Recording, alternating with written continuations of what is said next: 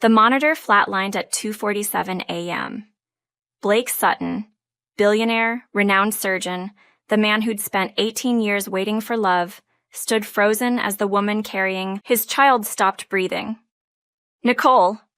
His scream shattered the sterile silence of the ICU. "Nicole, no!" 6 months pregnant, 28 weeks. Their daughter, the one they'd named Hope before she was even born, fighting for life inside a mother whose heart had just stopped beating.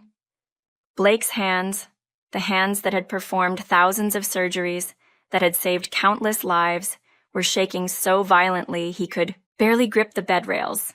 "Don't you dare leave me," he choked out, tears streaming down his face as doctors and nurses flooded the room. "Not now, not after everything." "Nicole, please." But she didn't hear him, because 12 hours earlier, a monster had walked out of prison, and the war for everything Blake loved had begun again. Welcome back to the story that made you believe in love that waits, in promises that are kept, and in second chances that heal everything broken. If you're new here and haven't watched part 1, you need to see how this love story began, how an 8-year-old girl walked 2 miles in the dark to find the man who promised to save her mother, how a billionaire spent 18 years loving a woman who said no, how love finally won against impossible odds. The link to part 1 is right above this video. Watch it first, then come back. Trust me, you'll want the full story. For everyone who's been waiting for part 2, buckle up. Because just when Blake and Nicole thought they'd found their happy ending, the past came back with a vengeance.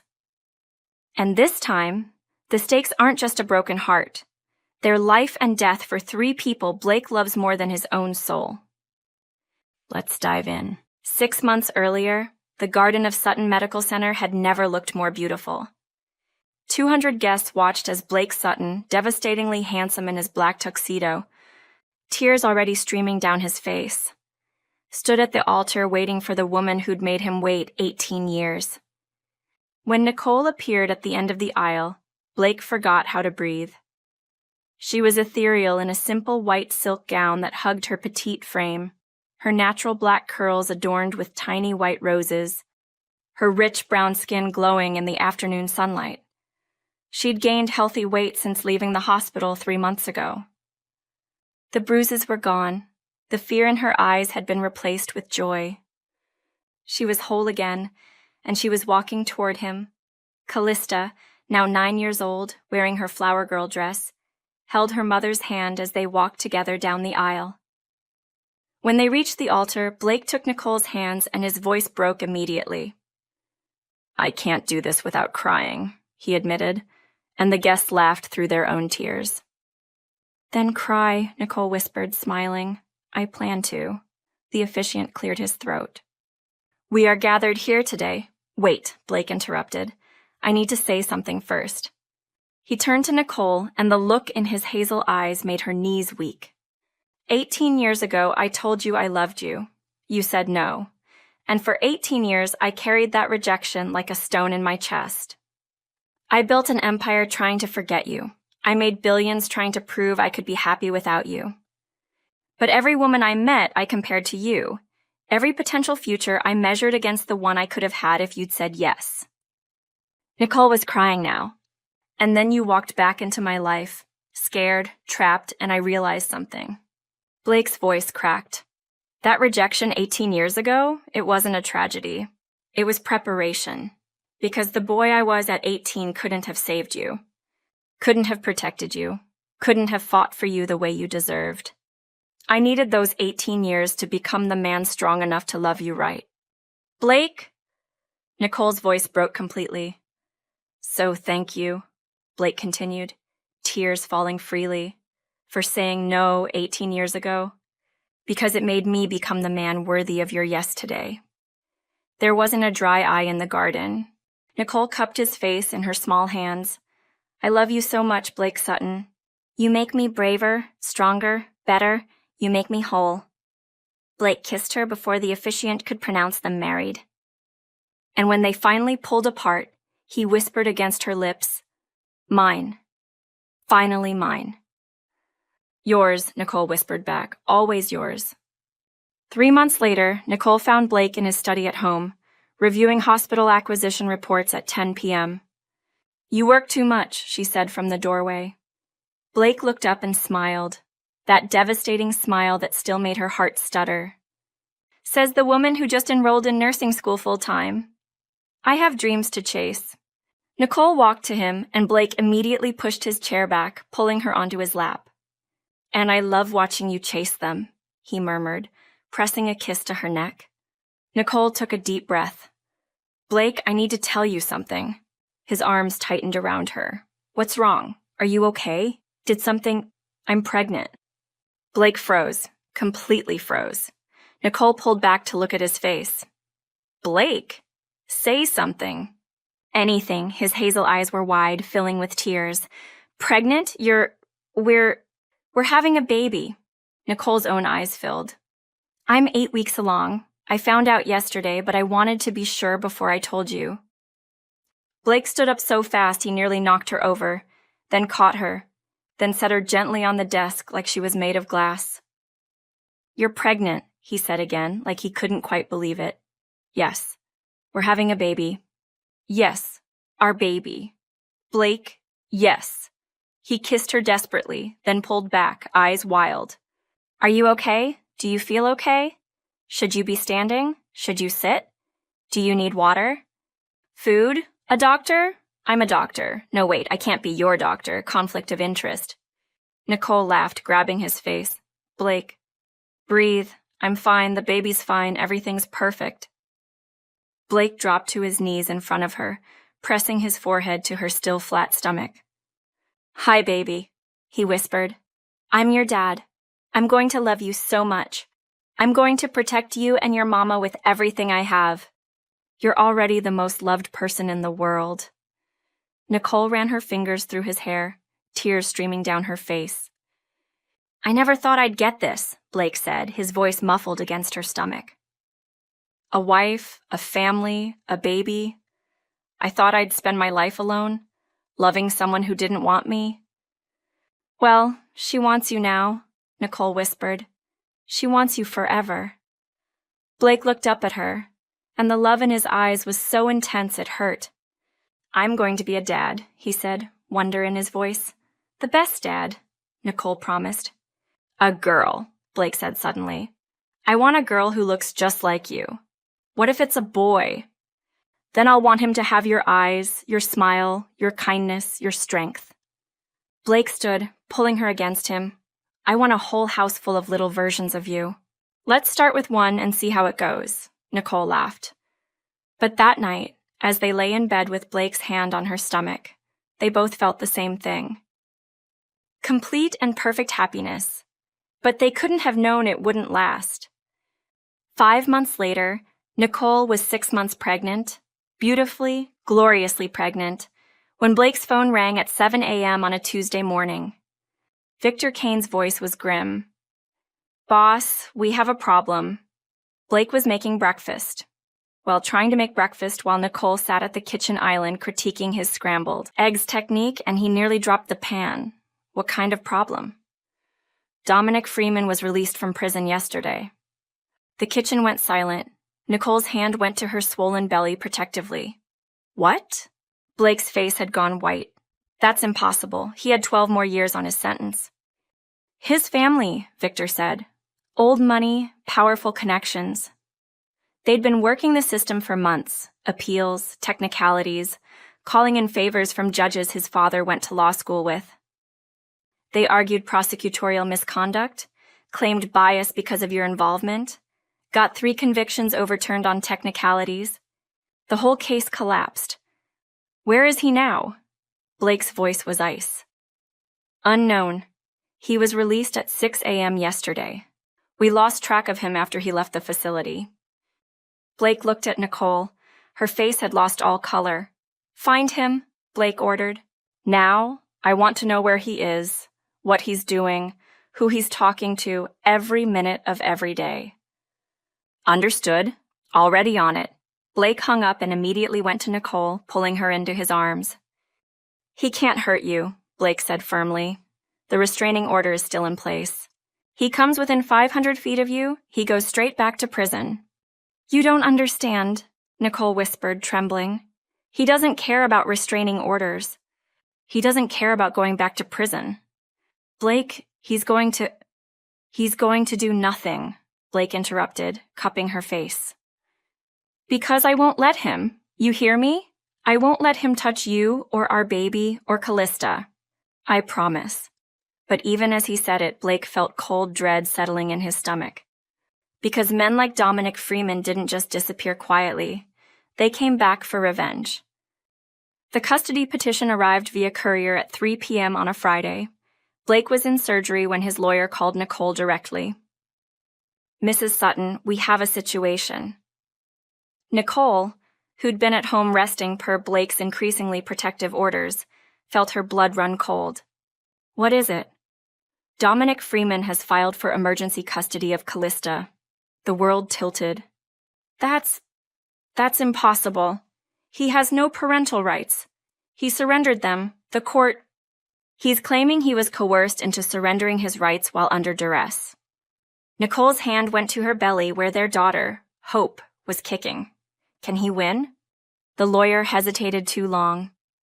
Oh God, Nicole whispered. We'll fight this, the lawyer assured her. Blake's legal team is the best in the country, but I need you to prepare for a battle. Dominic is claiming he's reformed, rehabilitated, that he deserves a chance to know his daughter. His daughter he beat me in front of, Nicole said, her voice shaking with rage. His daughter who watched him nearly kill me. His daughter who ran for help in the dark because she knew he was going to murder me. That daughter? I know, and we'll use all of that. But Mrs. Sutton, he's playing dirty. He's claiming Blake has alienated Callista from him. That you've brainwashed her. That he's a changed man who deserves... Nicole hung up. Then she called Blake. Get home, she said when he answered. Now. Blake arrived home 40 minutes later, leaving his surgery to his resident, something he'd never done before, to find Nicole pacing the living room, Callista beside her looking terrified. He wants me back, Callista said, her voice small. She was 9, but in that moment she looked 5. Mama, I don't want to go back to him. Blake knelt in front of her. You're not going anywhere, I promise. Blake's right, Nicole said, one hand on her belly. We're going to protect you, baby. But that night, after Callista was asleep, Nicole broke down in Blake's arms. What if he wins? She sobbed. What if the judge gives him visitation? What if he takes her, Blake? What if he hurts her to hurt us? He won't. Blake held her tighter. I'll burn every dollar I have. I'll move us to another country if I have to, but he will not touch our daughter. Daughters, Nicole corrected, her hand on her belly. We have 2 daughters to protect now. Blake's hand covered hers. Then that's what we'll do, together. Victor Kane's investigation revealed Dominic's strategy quickly. He wasn't trying to kidnap Callista. He was trying to rattle them out, most likely for his hidden plan which they couldn't figure out yet. He should know he can't win custody, Victor explained in Blake's office 3 days later. He must be planning something criminal. He had been following Nicole at a distance, always just outside the restraining order radius. Taking photos of her and Callista. He's stalking her, Blake said, fury in his voice. Legally, he's gathering evidence for his custody case, Victor said grimly. His lawyers are smart. They're staying just inside the law. Blake's fist slammed on his desk. So what do? We build our own case, document his behavior, prove he's intimidating her, but most importantly, we increase security around you and your family to prevent any surprise. What does he want? Blake demanded. Really want? Victor's expression darkened. Revenge. He wants you to suffer the way he did. He lost everything, career, reputation, freedom. Now he wants to take everything from you. He can't have them, Blake said. I don't care what it costs. If this story is gripping your heart, if you're on the edge of your seat wondering what happens next, please hit that subscribe button right now. Share this with someone who needs to see that love fights back.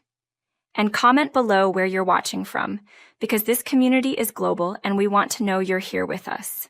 Because what happens next, it's going to break your heart before it heals it. Don't go anywhere. Blake insisted on extra security for the drive to the hearing. I'm scared, Nicole said, one hand on her belly where Hope was doing somersaults. He's a very dangerous man, Blake. Don't worry, I won't rest until he's back in prison, Blake muttered. With security in place, they should be safe. They were wrong.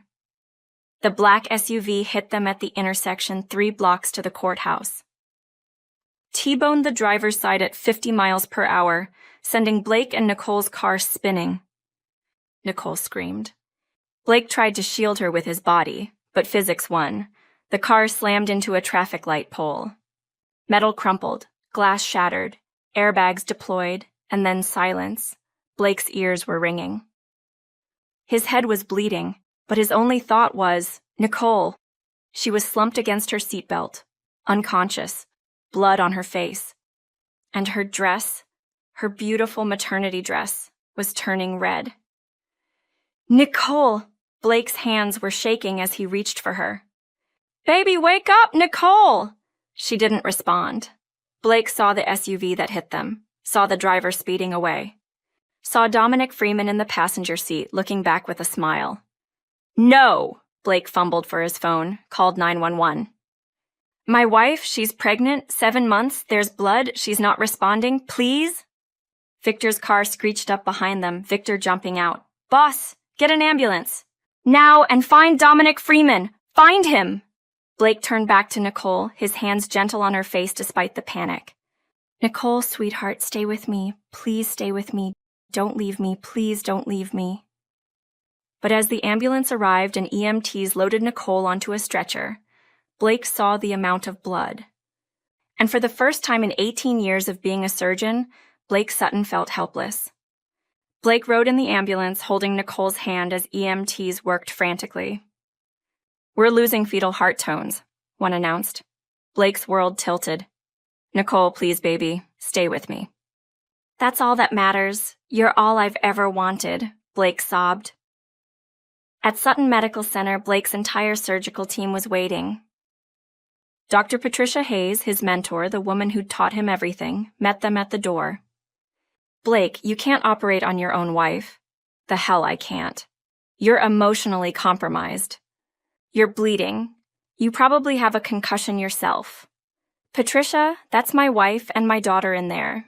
I'm not sitting in a waiting room while... Then assist, Patricia said firmly. But I'm lead surgeon, non-negotiable. Blake wanted to argue, but he looked at Nicole, pale, bleeding, terrified, and nodded. They rushed her to OR. Blake scrubbed in with shaking hands. Talk to me, he demanded as they prepped Nicole for emergency cesarean. What are we looking at? Placental abruption, Patricia said grimly. Severe. The baby's in distress. We need to get her out now. She's only 28 weeks, Blake said, his voice breaking. Her lungs aren't fully developed. Her chances are better outside than in, Patricia interrupted. Blake, focus. I need you here. Blake leaned down, pressing his forehead to hers. I promise I'll save you. You hear me? Both of you. I'm making the incision, Patricia announced. Blake watched helplessly as Patricia worked, her hands steady where his would have been shaking. Baby's out, Patricia said. For a horrible moment there was silence, no cry. No sound. Blake felt his world ending. Then, a tiny, weak cry filled the OR. She's alive, Patricia said, handing the baby to the neonatal team. 2 pounds, 3 ounces. NICU team, she's all yours. Blake watched his daughter, tiny, red, struggling, being whisked away by specialists. Go with her, Patricia ordered. Make sure she's okay. I'm not leaving her. She'll be fine. Go meet your daughter. Patricia needed him to leave, as she wasn't sure of Nicole's survival. Blake shouldn't witness such scenario, although she would do her very best to prevent that. He looked at Nicole again, pressed a kiss on her forehead and whispered, I'll be back, baby. Please be fine. Blake ran. Hope Sutton was so small she fit in Blake's 2 hands. Tubes everywhere, monitors beeping, incubator warming her tiny body, but she was alive. Blake stood there, staring at this tiny person, his daughter, and felt something break open in his chest. "Hi, baby girl," he whispered through the incubator. "I'm your daddy. Your mama is the strongest woman in the world, and she just fought like hell to get you here. Now you have to fight too, okay? Fight to stay with us. Fight to grow strong. Fight to live." His phone buzzed. "Patricia, Nicole is stable. But Blake, there were complications. Get back here." Blake found Patricia outside the OR, still in her surgical gear. Her face was grim. "What happened?" Blake demanded. "Blake, sit down. Tell me." "Now."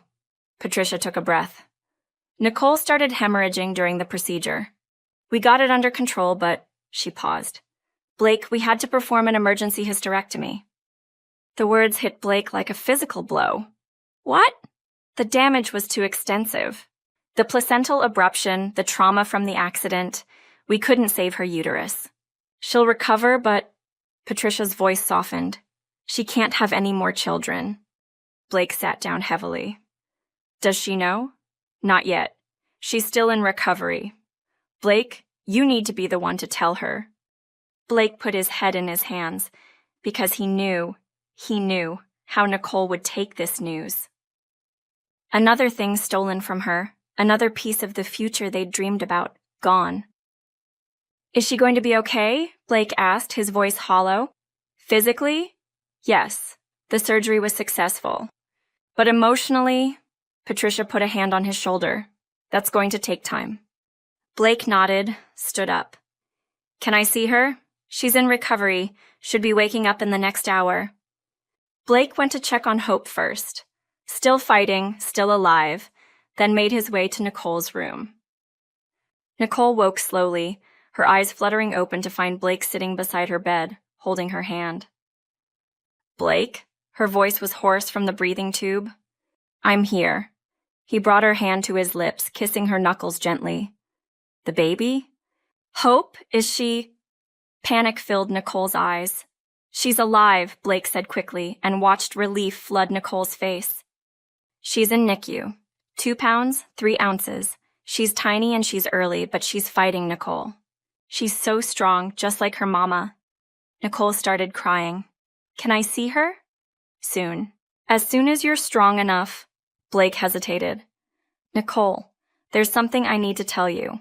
And her face, God, her face, showed she already knew something was wrong. "What happened?" she whispered. Blake took a shaky breath. "During the surgery, you started hemorrhaging. Patricia and the team did everything they could, but..." His voice cracked. "Nicole, they had to perform a hysterectomy. Your uterus, they couldn't save it." The silence was deafening.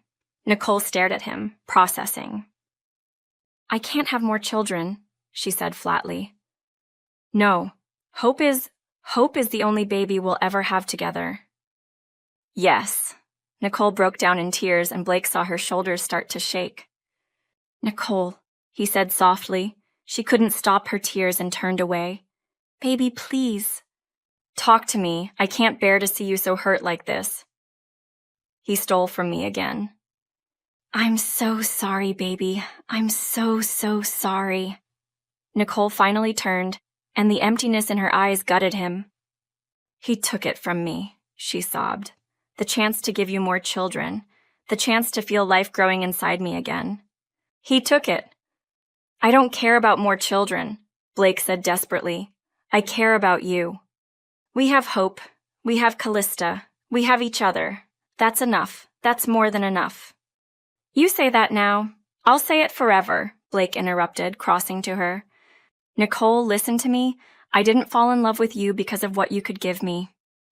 I fell in love with you, the woman you are, your strength, your kindness, your heart. Children are a blessing, but you are the gift, you."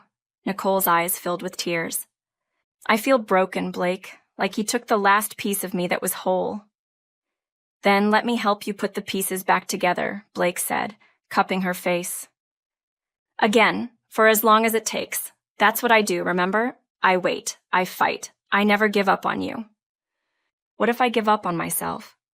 Then I'll carry you until you remember how strong you are. Blake pressed his forehead to hers. You survived him, Nicole, twice. You brought our daughter into this world against impossible odds. You are the strongest person I have ever known. And yes, he hurt you, but he didn't break you. He never could. Nicole collapsed against him, sobbing, and Blake held her, whispering promises into her hair, feeling her slowly start to come back to him. I'm so tired, Nicole whispered. I know. I want this to be over. It will soon be over. Victor found Dominic and he is in custody. I promise I will make him pay. Then why do I still feel like I'm drowning? Blake pulled back to look at her. Because trauma doesn't end just because the danger does. Because healing takes time. Because you're allowed to feel broken while you're rebuilding. But Nicole, you won't drown. I won't let you. Promise? I promise. Blake only allowed his injured head to be treated when Nicole was better, and insisted he needed to be cared for. You care about everyone else so much that you forgot you're injured too? You are my world, he said, smiling, and I can only survive if you are fine. He kissed her then, soft and tender. On day 21, Hope opened her eyes. Nicole was doing kangaroo care, holding Hope skin to skin against her chest when it happened. Tiny dark eyes fluttered open and looked up at her mother. Blake! Nicole breathed. Blake! Blake rushed over from where he'd been reviewing Hope's charts. She's awake, Nicole whispered, tears streaming down her face. She's looking at me. Blake looked down at his daughter, eyes open, looking at her mother with what could only be described as awareness. Hi, baby girl, Blake whispered. We've been waiting to meet you. Hope blinked slowly, her tiny hand gripping Nicole's finger. She knows me, Nicole sobbed. Blake, she knows me. Of course she does, Blake said, his own eyes wet. You're her mama, you fought for her. She fought for you, she knows. The neonatologist came over, examined Hope, and smiled. This is good, she said, really good. She's showing signs of awareness and responsiveness earlier than expected. Your daughter is a miracle, Mr. and Mrs. Sutton. She gets it from her mother, Blake said, looking at Nicole with such love it hurt. 3 months later, Dominic Freeman was sentenced to 50 years imprisonment, no possibility of parole, for attempted murder, conspiracy, assault with a deadly weapon, and violation of a restraining order. His family lawyers had tried everything: appeals, technicalities, claiming temporary insanity. Nothing worked. He was eventually murdered 6 months later in his prison cell by another deranged inmate, who claimed someone as hideous as him should not breathe the same air as he does. 6 months later, Hope was 10 months old, adjusted age 6 months given her premature birth, and thriving. She had Blake's hazel eyes and Nicole's beautiful brown skin and smile that lit up entire rooms. Nicole had returned to nursing school part-time, determined to finish her degree. Callista was excelling in 5th grade and had started a program at school helping other children of domestic violence. And Blake? Blake had started a foundation, the Hope Foundation, providing free legal services, medical care, and safe housing for domestic violence survivors. They'd helped 50 families in the first 6 months alone.